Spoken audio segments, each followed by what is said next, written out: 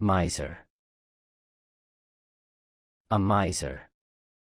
To make sure of his property, sold all that he had converted it into a great lump of gold, which he hid in a hole in the ground, and went continually to visit and inspect it. This roused the curiosity of one of his workmen, who, suspecting that there was a treasure, when his master's back was turned, went to the spot and stole it away. When the miser returned and found the place empty, he wept and tore his hair. But a neighbor who saw him in this extravagant grief, and learned the cause of it, said, "Fret thyself no longer, but take a stone and put it in the same place, and think that it is your lump of gold. For, as you never meant to use it, the one will do you as much gold as the other." Covering the ears to steal the bell. In the ancient time, Fan's family was destroyed by others.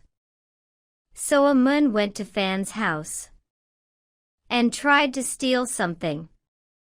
He saw a big bell in the courtyard. The bell was so beautiful. He liked it very much, and he wanted to get it, because the bell was too big and heavy. He could not move it. He thought there was only one way to solve the problem. He had to break the bell into pieces. The thief found a big hammer, and he struck the bell. It produced very loud sound. The sound made the thief felt frightened. The thief thought, it was too bad. Others would know that he was stealing the bell. He tried to stop the sound with his arms, but it was useless. He felt more and more frightened, and covered his ears firmly hard with his hands. The sound became much lower. He immediately got some odd bits of cloth, and had his ears plugged with the 2 cloth rolls.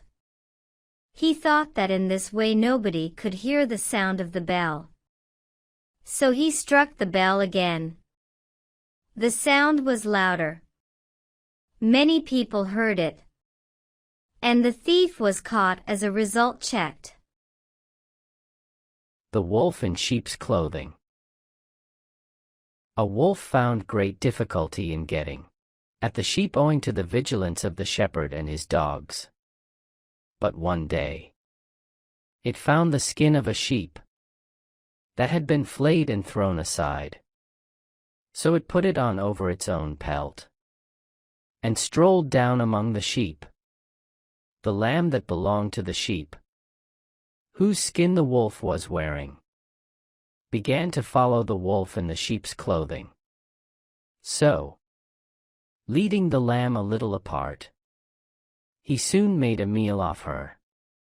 And for some time he succeeded in deceiving the sheep, and enjoying hearty meals. The wolf and the lamb. Wolf, meeting with a lamb astray from the fold, resolved not to lay violent hands on him, but to find some plea which should justify to the lamb himself his right to eat him. He thus addressed him: "Sirrah, last year you grossly insulted me." "Indeed," bleated the lamb in a mournful tone of voice, "I was not then born." Then said the wolf, "You feed in my pasture." "No, good sir," replied the lamb, "I have not yet tasted grass." Again said the wolf, "You drink of my well." "No," exclaimed the lamb, "I never yet drank water. For as yet my mother's milk is both food and drink to me." On which the wolf seized him and ate him up, saying, "Well, I won't remain supperless.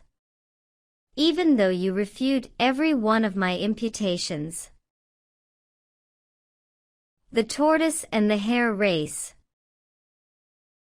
A hare jeered at a tortoise for the slowness of his pace.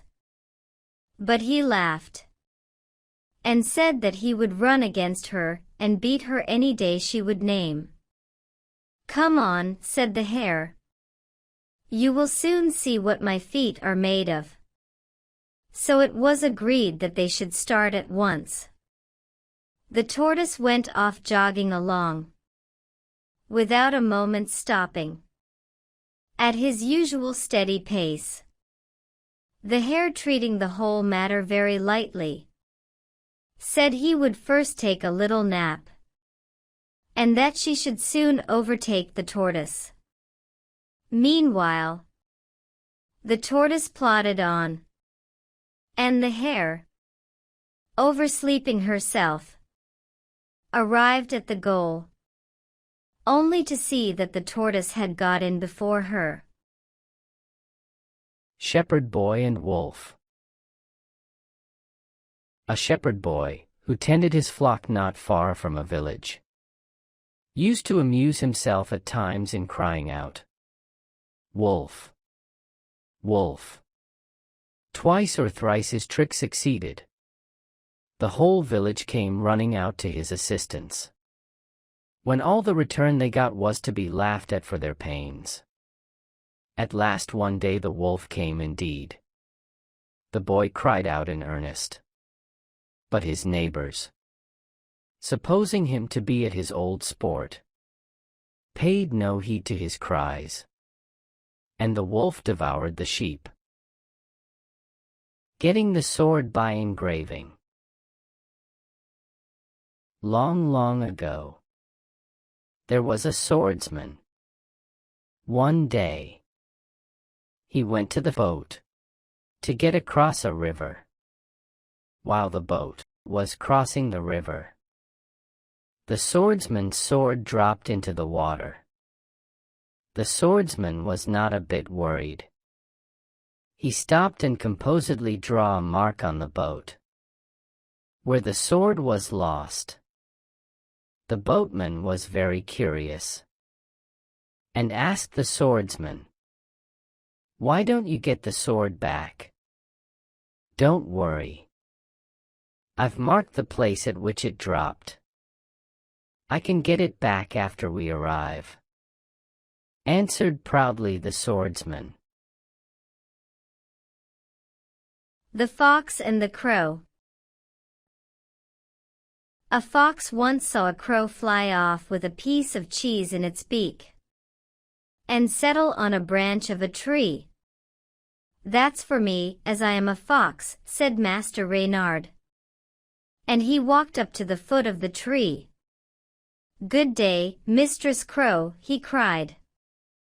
"How well you are looking today! How glossy your feathers! How bright your eye!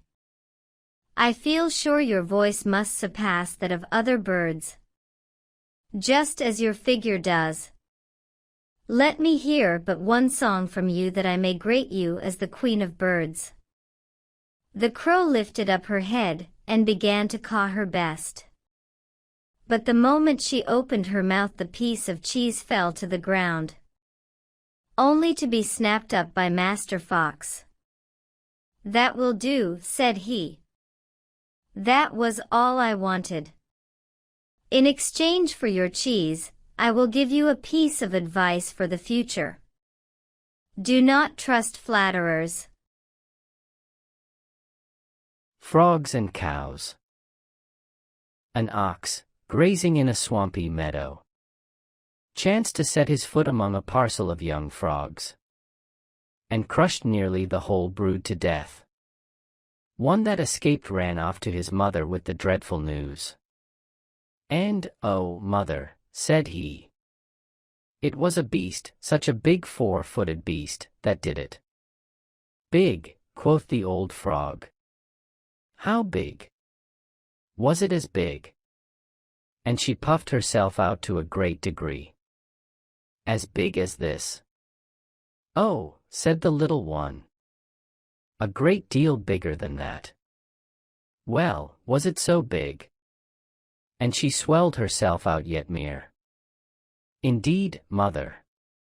But it was. And if you were to burst yourself you would never reach half its size. Provoked at such a disparagement of her powers, the old frog made one more trial, and burst herself indeed.